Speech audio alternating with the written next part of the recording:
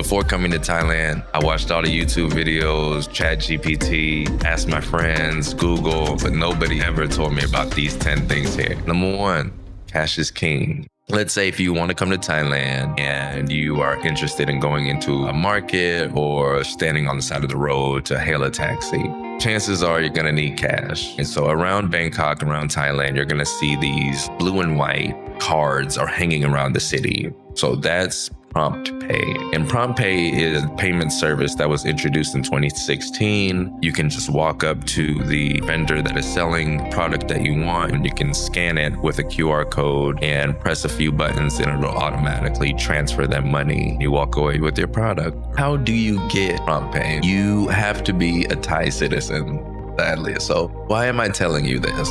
If you bring cash in your local currency, you can go to a K-Bank, Castlecorn Bank currency exchange booth and exchange that money for a pay-in-tour card. A pay-in-tour card is tourist prepaid debit card. One of the features is a downgraded version of the Prompt Pay. So you also, as a foreigner, if you're here for a week, if you're here for a month, if you're here for a couple days, it will make your life a heck of a lot easier. It's not at the Castlecorn Bank branches. You have to find a currency exchange booth. Always carry tissues. There is an abundance of things here in Thailand, but one things that there are few of are trash cans and public restrooms. In the malls, they have public restrooms, and if you go into a restaurant, typically they have a restroom of some sort. If you find yourself outside of the touristy areas or outside of the malls and outside of your hotel or Airbnb, the few that you do find, they don't have toilet tissue. Food and transportation. So our apps would be Grab, Line Man, Food Panda is now Robinhood, Shopee Food, and Bolt.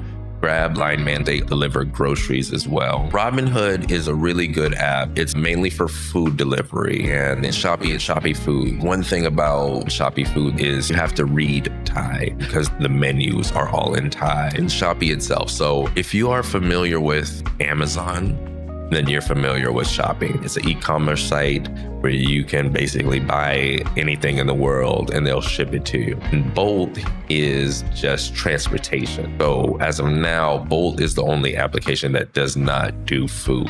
However, they tend to have the least expensive transportation. I seem to have noticed that if I'm struggling to find a Grab transportation, then it seems to be a little bit easier on the Bolt app. Bangkok traffic. If you've lived or been to a big city, then you know how it is. Just for the people who have not lived or been to big cities, make sure that the hotel or the Airbnb that you are booking or staying in is nearby places that you want to go. Especially if you're only here for a few days and you don't want to spend most of your day in traffic.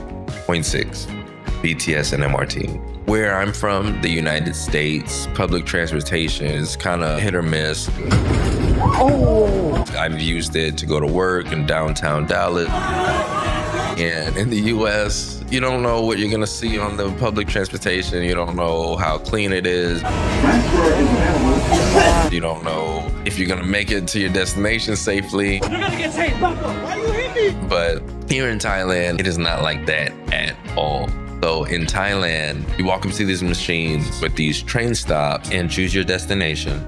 Google Maps is an amazing resource to check out. It's a lot less expensive than the taxis. They usually run every few minutes. It'll let you know how much to pay. And after you pay, it'll give you these black tokens, which you take to these little turnstiles. You tap it. Whenever you enter, you go to your platform 9 3/4. You wait for the other passengers to exit before you enter, and then you just ride. And then afterwards, you return back that black token and go on your way.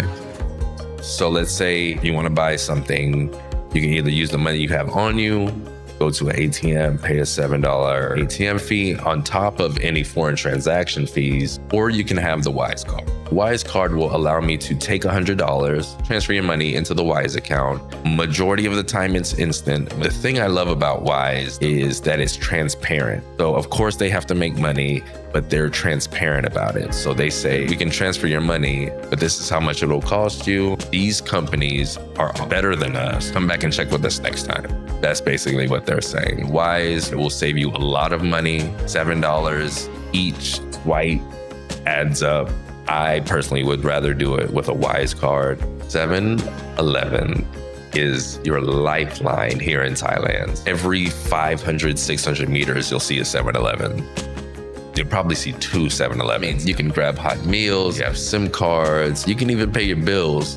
Hey guys, Editor Joshua here. Talking about paying bills, one of the most common bills that people have to pay when coming to Thailand is buying an internet package. Me, I've always had True, the internet service provider, since being here in Thailand. I've never had a problem with them. They've always been reliable. One thing I like about True are their promotions or their hot deals. When I first arrived in Thailand, the deal that I loved the most was their 200 baht McDonald's deal. You buy a 30-day internet package, it'll also give you a 200 baht McDonald's voucher, no minimum purchase required. And 7-Eleven also delivers water, ice, medicine, anything you need.